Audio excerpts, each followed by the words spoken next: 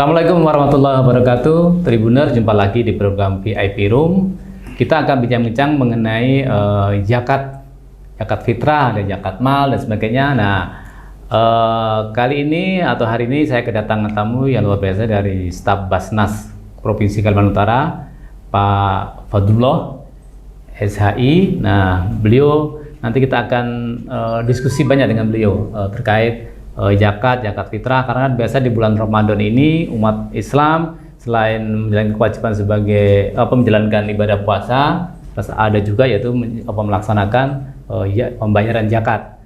Assalamualaikum Ustaz Fadlullah. Waalaikumsalam warahmatullahi wabarakatuh. Terima kasih sudah hadir. Nah, di dalam prolog tadi kayak sudah menjadi tradisi atau budaya. Jadi kalau bulan Ramadan itu umat Islam bayar zakat. Padahal sebenarnya zakat fitrah itu kan nggak harus di bulan Ramadan.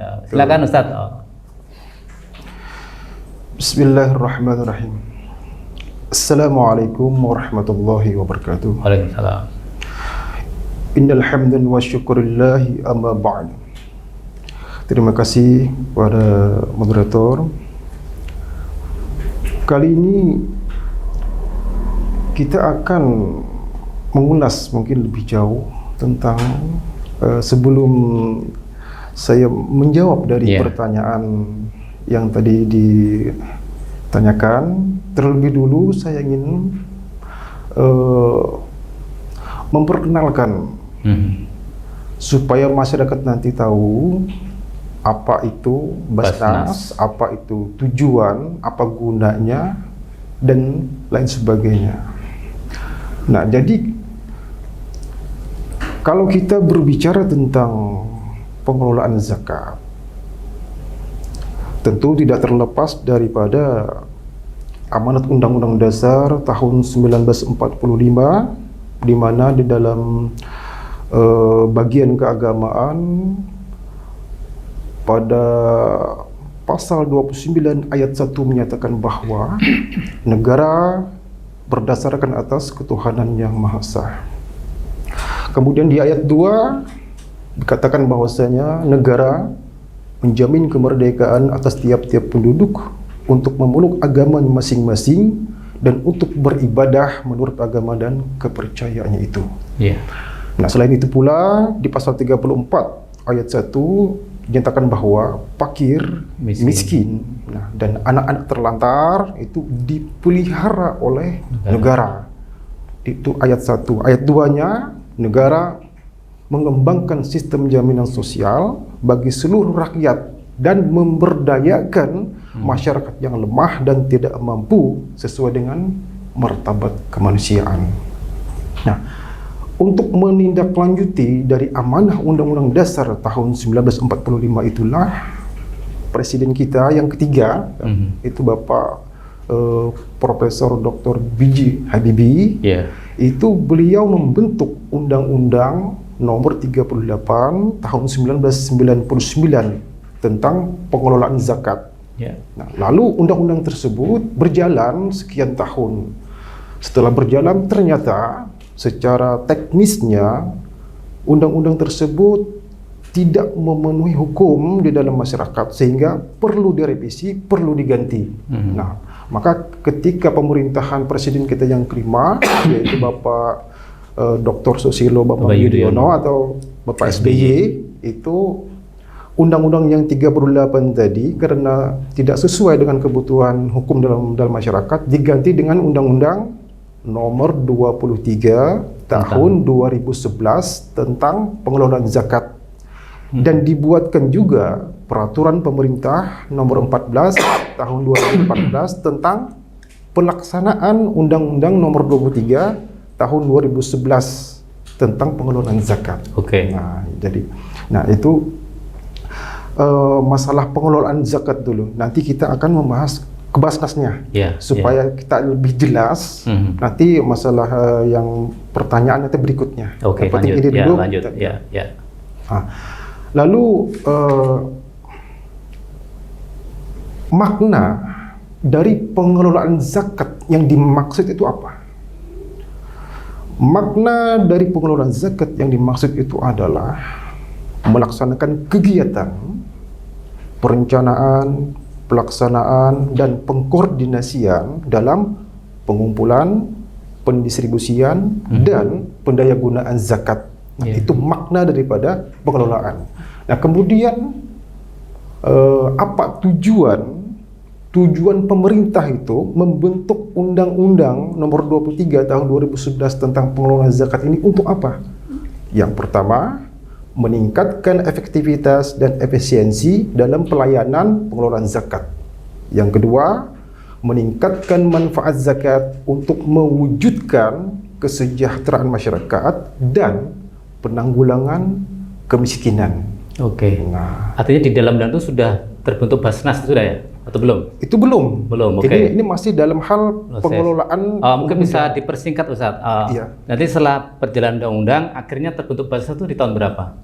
Itu terbentuknya itu pada tahun berdasarkan Undang-Undang Nomor 38 ini sebenarnya sudah terbentuk. Oke. Sudah terbentuk. Cuman secara regulasi hukumnya masih belum kuat. Oke. Ya. Nah, jadi masalah Basnas, kita langsung ke Basnas saja. Iya, oke, lanjut. Jadi pemerintah membentuk lembaga pemerintah non struktural yang bersifat mandiri dan bertanggung jawab kepada presiden melalui menteri. Ya, ya. Baik itu Basnas pusat, Basnas provinsi, Basnas kabupaten dan kota dan LAS. Nah, jadi dalam kewilayahan itu masing-masing. Untuk Basnas pusat itu skalanya itu seluruh Indonesia. Untuk provinsi masing-masing provinsi, kabupaten dan kabupaten kota. Nah, dalam hal wilayah kewenangan pengumpulan itu masing-masing. Untuk Basnas pusat itu wilayah nasional, ya. Untuk wilayah provinsi itu berskala provinsi. Misalnya badan usaha milik daerah provinsi, kemudian kantor vertikal tingkat provinsi, kemudian perangkat daerah, perusahaan swasta berskala provinsi. Pokoknya semuanya yang berskala provinsi. Artinya tidak berjenjang ya? Tidak. Itu dalam hal pengumpulan. Kemudian Basnas kabupaten juga seperti itu, wilayah kabupaten. Nah, itu pengumpulan. BMD Perusda kabupaten kota. Iya, ya. Kalau hal penyaluran itu untuk Basnas provinsi ini bebas menyalurkan ke seluruh Basnas ke seluruh kabupaten kota di wilayah provinsi. Ya, wilayah provinsi di wilayah tersebut. Nah, kemudian masalah pengumpulan zakat ini untuk Basnas itu ada tiga cara. Yang pertama, bisa secara langsung datang ke Basnas untuk menyetorkan zakatnya. Artinya masyarakat atau umat Islam datang langsung ke Basnas. Ya, boleh. Yang kedua, dibentuk unit pengumpul zakat. Unit pengumpul zakat. Unit pengumpul zakat itu biasanya di kantor-kantor instansi vertikal provinsi untuk provinsi. Nah, jadi setiap instansi atau perusahaan atau masjid atau fakultas itu dibentuk, di situ ada dibentuk namanya petugas UPZ. Petugas UPZ itu nanti akan mengumpulkan orang-orang yang mau berzakat. Jadi tidak melalui Basnas datang langsung. Ya. Cukup mereka yang akan mengumpulkannya. Itu unit-unit itu ya. Unit, tapi petugasnya ditentukan atau diangkat oleh Basnas. Oleh Basnas, di SK-kan kan. Nah, dan mereka sudah menjadi amil yang resmi petugas itu. Itu yang kedua. Yang ketiga, itu bisa melalui lewat rekening, transfer. Jadi masyarakat Basnas sudah menyediakan nomor rekening untuk disetorkan ke bank. Ke bank, ke BSI kan, nanti tinggal disetorkan di sana. Setelah zakat itu sudah masuk terdaftar, tinggal mereka menyampaikan resi buktinya bahwasanya zakat itu sudah transfer dan itu disampaikan kepada Basnas.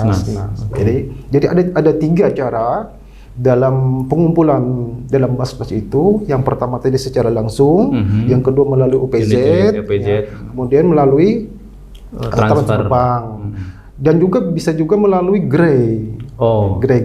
Grey itu beda dengan yang UPZ itu beda ya? Beda. Beda.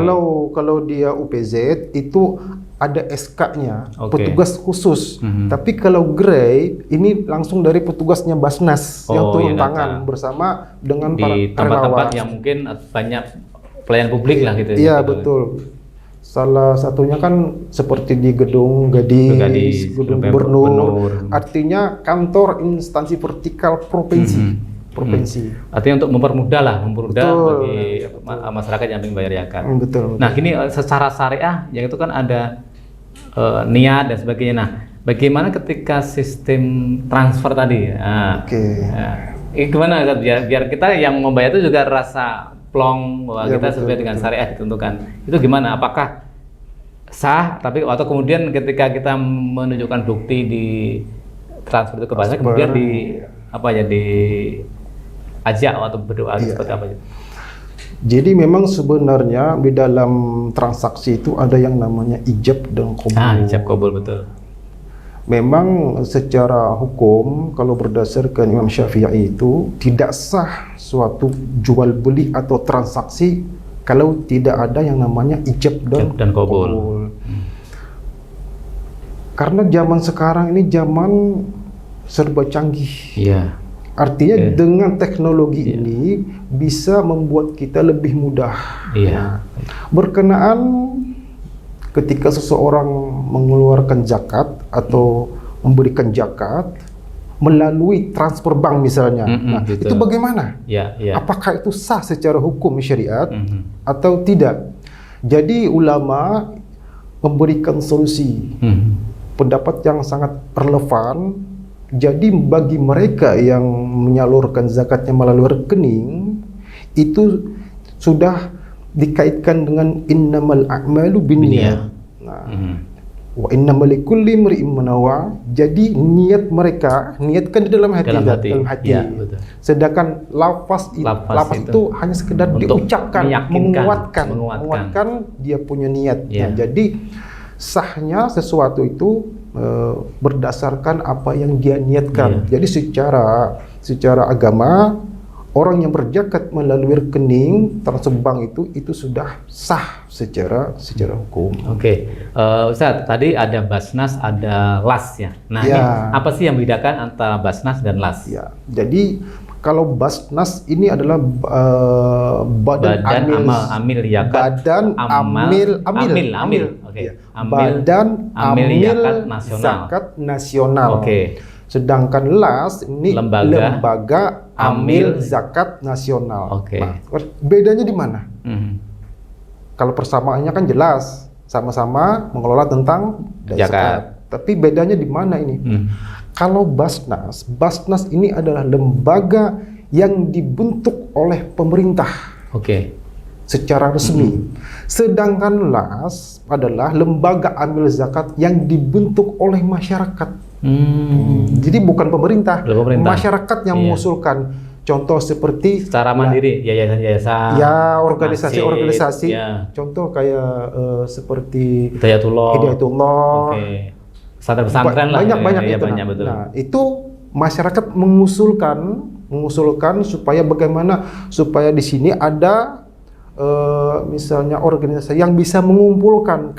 Artinya masyarakat itu ingin mereka yang akan mengumpulkan itu tanpa melalui Basnas. Dan itu untuk mengoperasikan LAS itu harus meminta izin kepada menteri agama, ya, kementerian, dan juga nanti akan disahkan oleh Basnas. Oh gitu.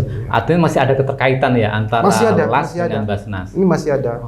Oke. Cuman bedanya itu. Nah, oke, mungkin apa sih peran Basnas ya? Peran Basnas terhadap begitu banyaknya lembaga amil zakat yang ada di Indonesia lah. Seperti apa perannya itu? Ya. Kita kecilkan ke wilayah Kalimantan Utara. Provinsi Kalimantan Utara saja. Jadi sebenarnya Basnas provinsi itu dia sebagai kalau ibarat struktur organisasi itu ketua. Iya. Ketua paling atas dia. Koordinatornya. Nah, Jadi dia mengkoordinatori Basnas kabupaten kota dan LAS provinsi. Jadi Basnas sebenarnya Basnas provinsi itu dia mendukung program-program yang ada di Basnas kabupaten kota dan LAS. Oke. Misalnya Basnas kabupaten kami ingin menyalurkan, menjalankan program kami, tetapi kami terkendala dan masalah dana. Maka Basnas provinsi akan membantu dengan dana yang ada. Jadi sebenarnya Basnas provinsi ini dia hanya sekedar menjadi koordinator laporan saja sebenarnya. Nah, berarti Basnas provinsi berarti tahu dong misalkan berapa potensi zakat di Kalimantan Utara, baik yang dikoordinatori oleh lembaga amal zakat maupun di Basnas. Artinya kan lembaga zakat kan banyak nih ya. Tadi ada Lasnas, ada las-las di beberapa daerah, dari pesantren, yayasan segala macam, termasuk Basnas sendiri. Berarti kalau tadi ada pelaporan, berarti tahu berapa sih yang terkumpul secara keseluruhan dari berbagai las-las tadi gitu. Ya betul. Jadi di dalam Undang-Undang Nomor 23 Tahun 2011 tentang pengelolaan zakat itu, di situ disebutkan bahwa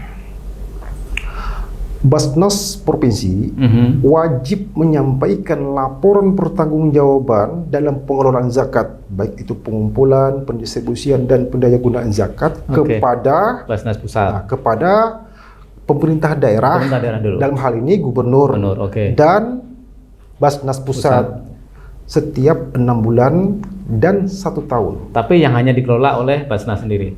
Iya. Untuk Basnas dulu. Jadi ada 2 laporan. Dua laporan untuk internalnya, kemudian untuk nanti kabupaten kota. Nah, untuk Basnas kabupaten kota juga akan melaporkan hasil pengelolaan zakatnya itu setiap 6 bulan ke Basnas provinsi dan pemerintah daerah. Kalau misalnya kabupaten ke bupati, wali kota, kota ke wali kota. Jadi Basnas kabupaten kota melaporkan hasilnya itu, pengelolaan semuanya itulah pengumpulan dan penyalurannya ke Basnas provinsi dulu.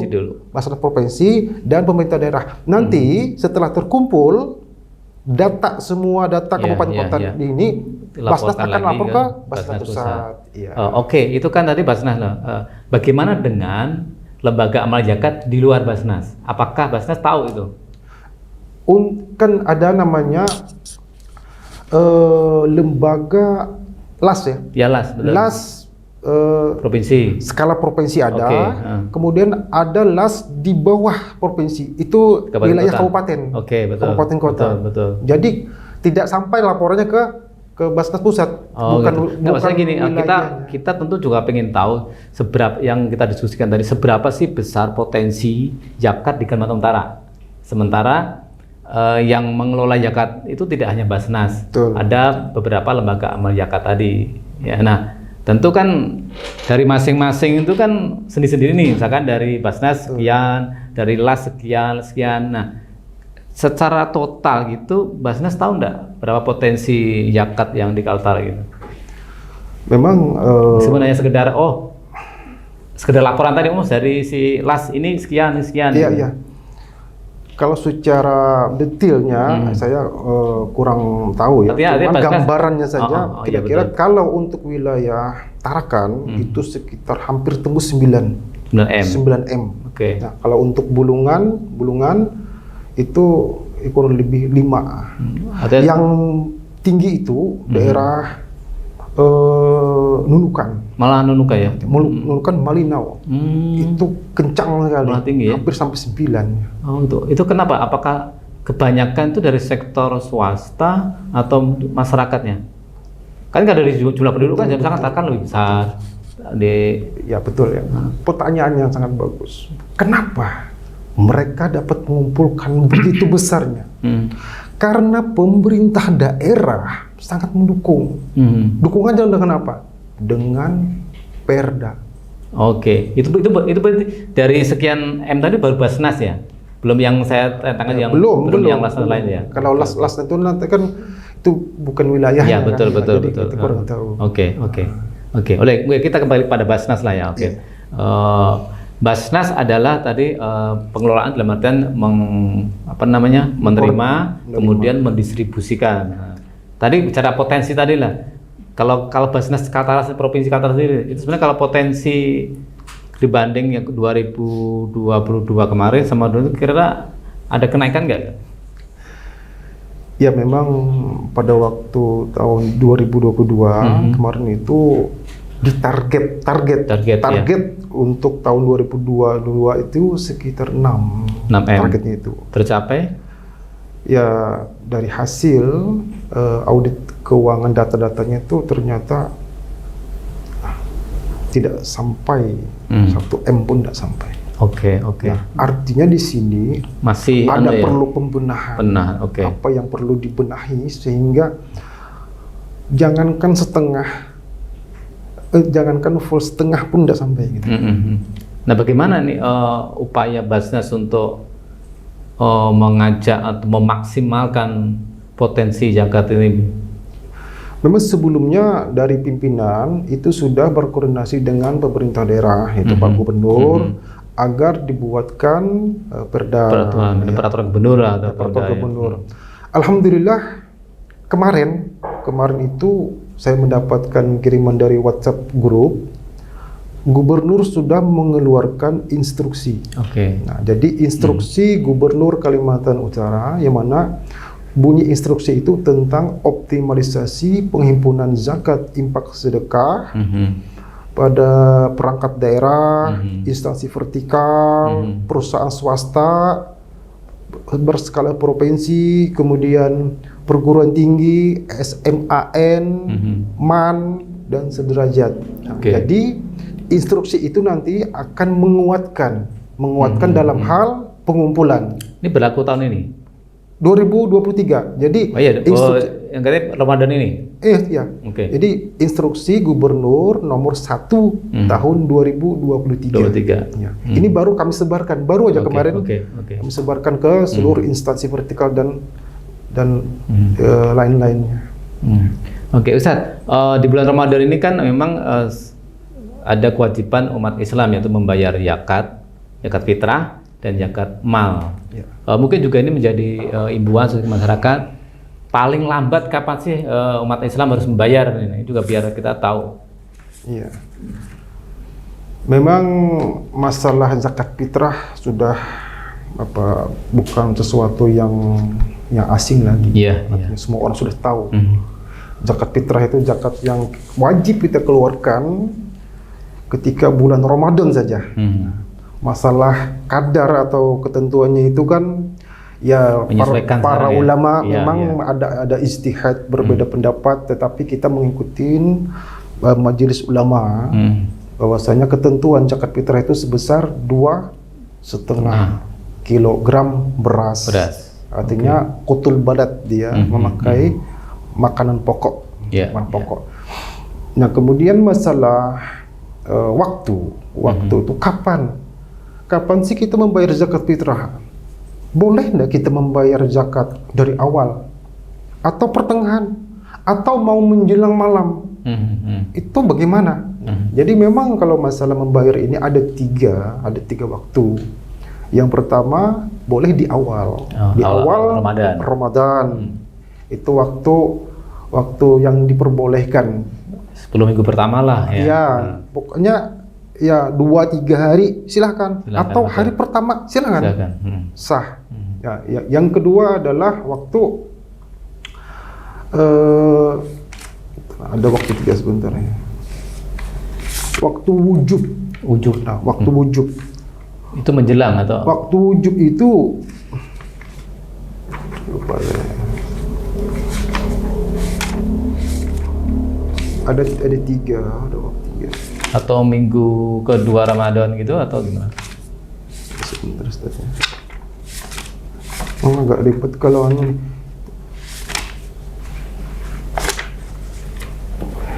Ya intinya ada waktu-waktu, ada waktu sunnah, ada waktu wajib, ada waktu afdal. Kalau afdalnya itu? Afdalnya itu sebelum kita berangkat berangkat Idul Fitri. Kan batasnya itu ketika khotib turun Oke. atas mimbar. Tapi biasanya jarang. Ya. Jarang orang bayar itu ketika sudah siang. Yang paling masyarakat lakukan itu ketika malam. Malam harinya. Malam itu waktu yang abdolnya. Jadi terserah aja waktunya. Mau pertama awal atau pertengahan atau mau malam takbiran, itu yang paling sering. Jadi tiga-tiganya sah. Kalau zakat mal itu kan sebenarnya kan setiap saat ya. Betul. Tapi kan sekarang juga di bulan Ramadan ini kan kadang juga umat Islam yang pengen zakat mal ya dipersilakan. Nah, sejauh ini Basnas seperti apa kalau zakat mal di Kalimantan Utara? Jadi gini, Ustaz. Di dalam Undang-Undang Nomor 23 Tahun 2011 itu jelaskan tentang ketentuan zakat mal. Berdasarkan keputusan Ketua Basnas Nomor 22 Tahun 2022 tentang ketentuan zakat profesi. Jadi zakat profesi itu ketentuan secara nasional. Jadi ketentuannya itu hitungannya itu kalau seseorang mempunyai penghasilan sekitar 79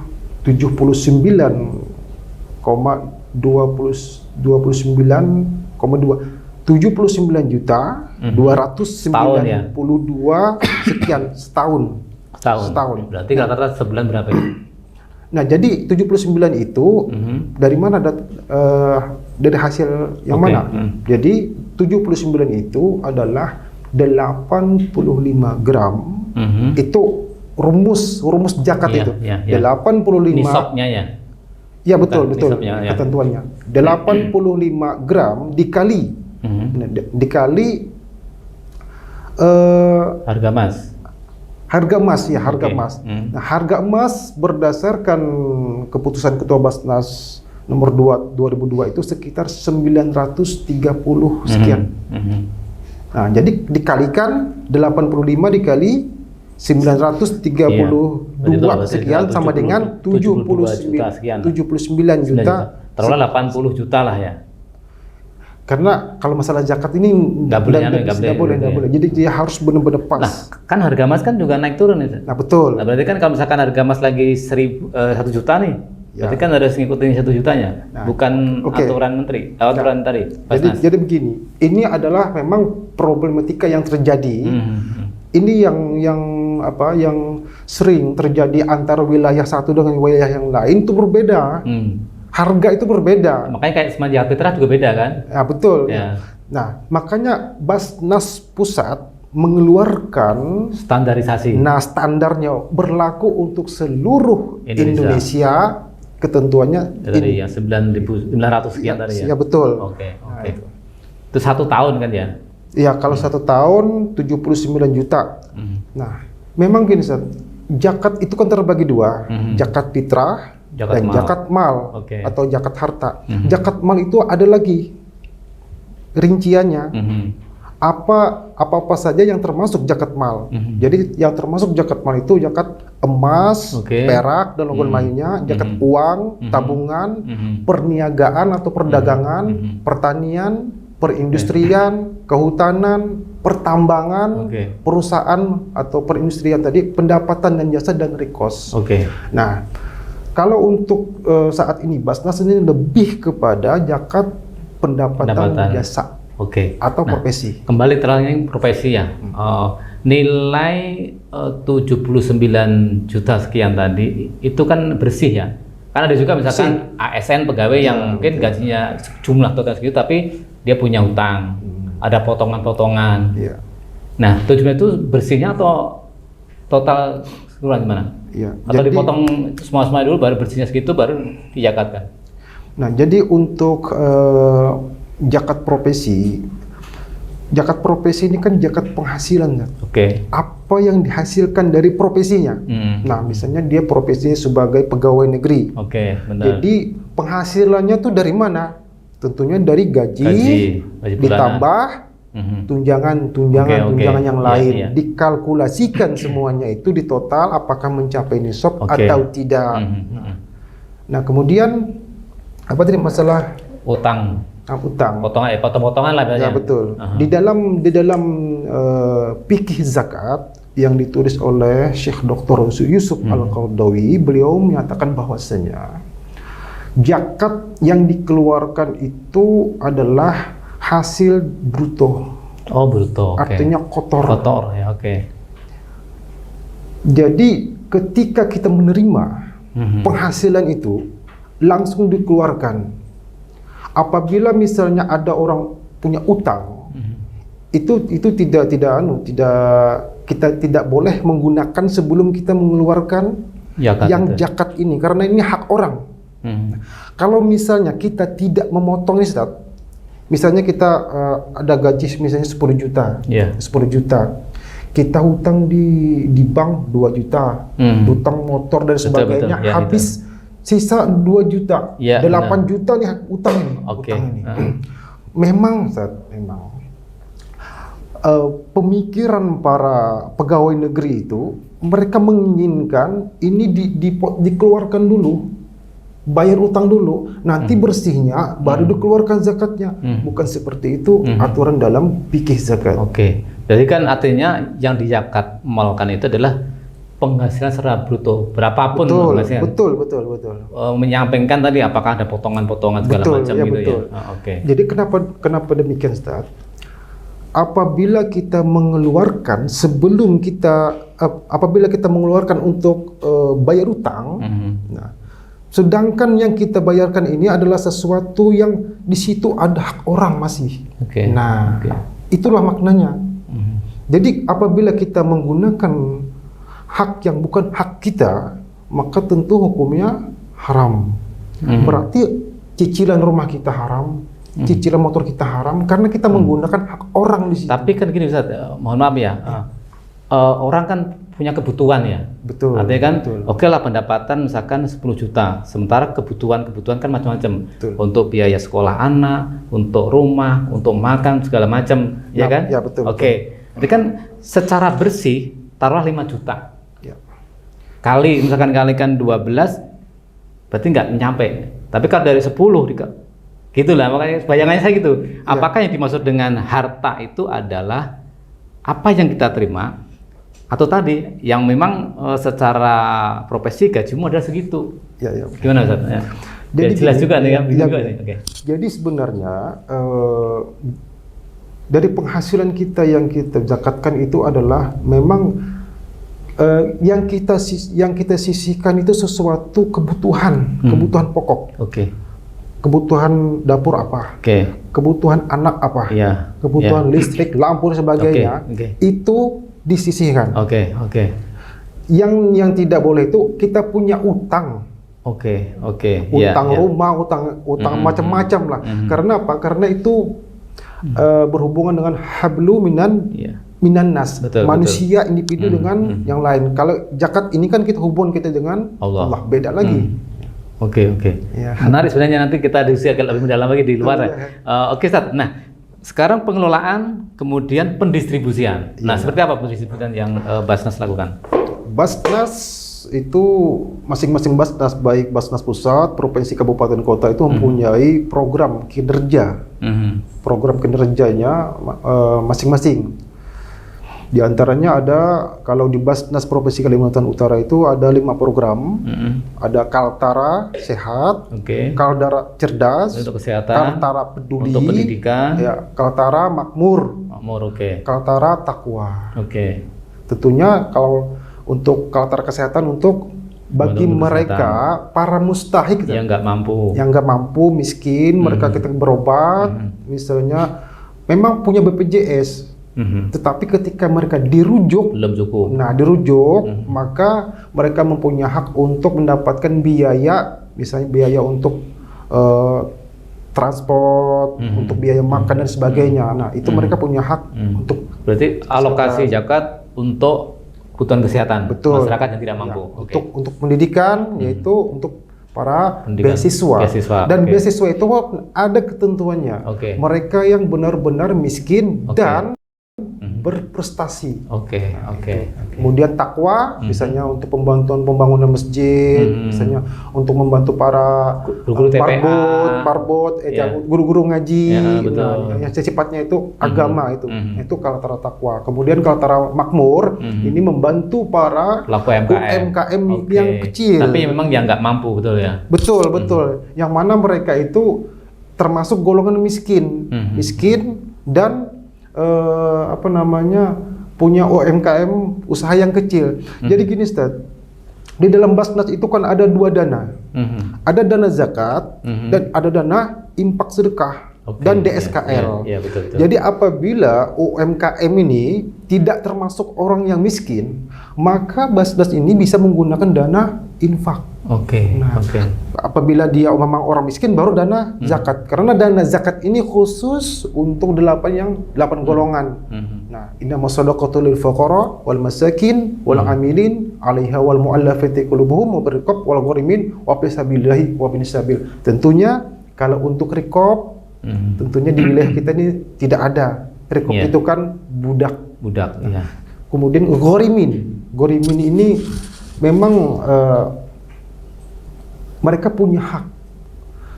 Gharimin ini kan orang yang berhutang. Yang mana hutangnya itu bukan jalan yang berasal dari maksiat. Misalnya istri melahirkan. Setelah melahirkan di rumah sakit, kemudian ada penebusan untuk biaya. Itu bisa. Nah, jadi mereka berhak untuk mendapatkan dana zakat itu. Itu sistemnya mereka mengajukan atau kita ada kayak survei, ini ada orang yang memang apa gitu? Iya, jadi biasanya itu para mustahik itu mengajukan proposal.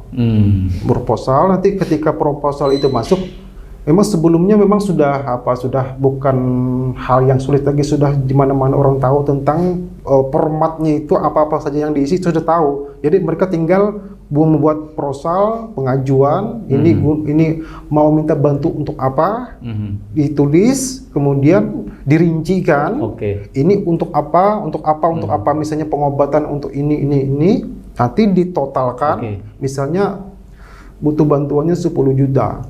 Nah, jadi ketika masuk itu ke bidang pendistribusian juga kan harus minta deposisi ke pimpinan.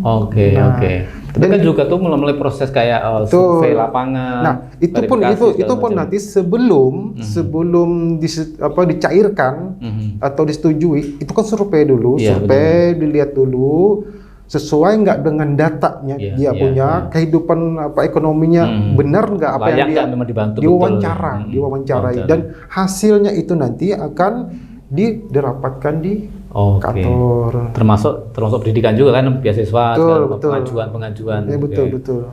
Oke, Ustadz. Nah, mungkin pengelolaan sudah, pendistribusian juga sudah. Nah, ke depan seperti tadi supaya tingkat kesadaran masyarakat, khususnya umat Islam di Kalimantan Utara itu tinggi terhadap pembayaran zakat, apa langkah-langkah Basnas ke depannya? Iya. Jadi selain tentunya aturan dari pemerintah tadi ya. Jadi memang sebenarnya perkara zakat ini kan adalah perkara wajib. Kewajiban. Tetapi orang itu terkadang yang lebih dominan itu ke sholat. Sholatnya luar biasa rajinnya, 5 waktu itu tidak pernah ketinggalan. Tapi ketika mendengar atau membahas masalah zakat macam alergi aja. Kenapa? Sebab karena dia merasa akan dikurangi dia punya harta. Nah itu. Padahal kan bagi orang yang mempunyai penghasilan yang mencapai nisab dan haul itu wajib hukumnya dikeluarkan zakatnya. Terutama ini para pegawai, pegawai negeri ini. Pegawai yang eselon-eselon yang gajinya udah cukup. Betul. Nah, kenapa? Kan pertanyaannya gini, Ustaz. Kenapa sih Allah itu mewajibkan kita mengeluarkan zakat ini? Apa sih tujuan Allah itu kan? Kan di dalam Al-Quran surah At-Taubah ayat 103 itu kan jelas kan bahwasanya khus min amwalihim shadaqatan tutahhiruhum. Untuk apa zakat itu? Membersihkan dia punya Harta harta kita. dari sesuatu yang subhat, yang tidak halal, entah itu tercampur dengan hasil-hasil Ya. tidak baik lah. Betul, Makanya betul. dengan zakat itu waktu Biar tahiruhum, bersih. dibersihkan hartanya. Kemudian apa lagi? Waktu zakihim itu untuk mensucikan apa? Apa yang disucikan? Dia punya hati. Terkadang manusia itu kalau sudah dia mempunyai sesuatu harta, terkadang ada sifat sombong, bakhil, kikir, dan takabur. Nah, makanya dengan zakat itu bisa membersihkan harta, mensucikan jiwa, dan juga apabila perintah Allah ini tidak dilaksanakan, maka konsekuensinya akan berat di akhirat. Di dalam sebuah hadis yang diriwayatkan oleh Abdullah ibnu Mas'ud radhiyallahu an, yang dikatakan oleh Imam Nasa'i di dalam kitab Sunan An-Nasa'i, itu menyatakan gini, qala Rasulullah sallallahu alaihi wasallam, Rasulullah sallallahu alaihi wasallam bersabda, ma min rajulin, ada seorang laki-laki, lahu malun, dia punya harta, gajinya besar, bisnisnya banyak, hartanya berlimpah, tetapi liyu'addi haqqamalihi, dia tidak mau mengeluarkan zakatnya padahal sudah mencapai nisab dan haulnya, tetapi dia orangnya bakhil, kikir, tidak mau, dia pokoknya tidak mau. Illa ju'ilallahu tahuqa, dia itu nanti akan dikejar. Apa yang mengejarnya? Fi unukin siyaun aqra, ular yang sangat besar yang akan melilit lehernya itu. Wa huwa yufarru minhu, dia lari sekencang-kencangnya. Wa huwa yatba'uhu, ular itu akan juga semakin kencang, akan menyikiknya itu. Nah, itu hadisnya Rasulullah menyampaikan bahwasanya hartanya itu nanti yang dipelitkannya, dibakhilkannya, yang dikikirkannya, tidak mau, akan menjadi ular. Berubah, harta itu akan menjadi ular yang akan mencekik. Kemudian Rasulullah juga membacakan ayat Al-Quran. Apa yang Rasulullah sampaikan? A'udzubillahi minasyaitonirrajim. Bismillahirrahmanirrahim. Wa la yahsabanna alladhina yabkhuluna bima atahumullahu min fadlihi wa khairul lahu bal huwa syarrul lahum sayutawwaquna ma bakhilu yaumal qiyamah. Orang-orang yang pelit, bakhil, kikir, harta yang dititipkan Allah kepada dia ini tidak mau mengeluarkan zakatnya. Dia menyangka wa khairul lahu, harta yang dia miliki itu baik kalau dia simpan, dia tumpuk, dia depositkan, nanti akan bertambah. Dia mengira seperti itu. Padahal bal huwa syarrul lahum. Syar, hartanya itu akan nanti menjadi apa? Sayutawwaqun, dikalungkan. Harta yang dia pelitkan tadi itu dikalungkan ke lehernya nih. Berapa banyak harta yang dia tidak mau mengeluarkan zakatnya dikaitkan ke lehernya. Itu yang pertama. Yang kedua, Ustaz, orang yang tidak mau mengeluarkan zakatnya dari penghasilannya, ayyumalahmin, setiap daging di badan, nabata min haram, berasal dari sesuatu yang haram, dimakannya, gaji dibelanjakan sama istri, dikasih beli beras, beli ikan, dan sebagainya, belum dikeluarkan zakatnya, dia menggunakan, ada hak orang miskin di situ. Beli beras ditanak jadi nasi, kemudian mereka bersama-sama menghidangkan, makan, malahan membaca Allahumma barik lana bima razaqtana wa qina azabannar. Makan mereka secara tidak sadar, dia menyuap bara api neraka. Disuapkannya ke anak istrinya dan sebagainya.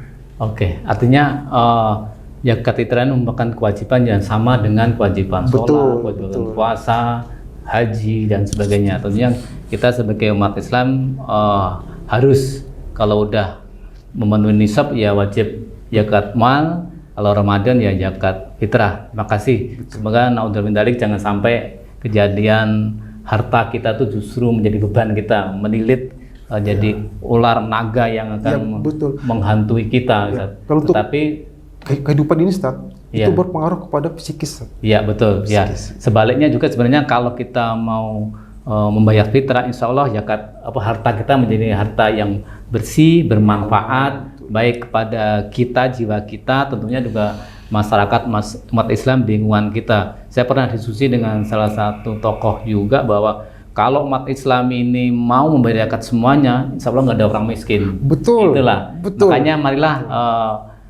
umat Islam khususnya di Kalimantan Utara kita sama-sama membayar zakat fitrah bagi yang belum mampu untuk mal, tapi kalau sudah sampai nisab membayar zakat mal melalui Basnas maupun lembaga amal zakat yang ada di sekitar kita. Terima kasih Ustadz Fadlullah atas tausiahnya. Semoga ini menjadi penyadaran bagi kita semua umat Islam khususnya sekali lagi di Kalimantan Utara, tentunya juga umat Islam yang nonton YouTube ini. Semoga bermanfaat. Sekali lagi terima kasih. Semoga ibadah puasa kita ini menjadi puasa yang diterima oleh Allah. Amin, Dan amin, kita insya Allah bisa segera membayar zakat fitrah maupun zakat mal.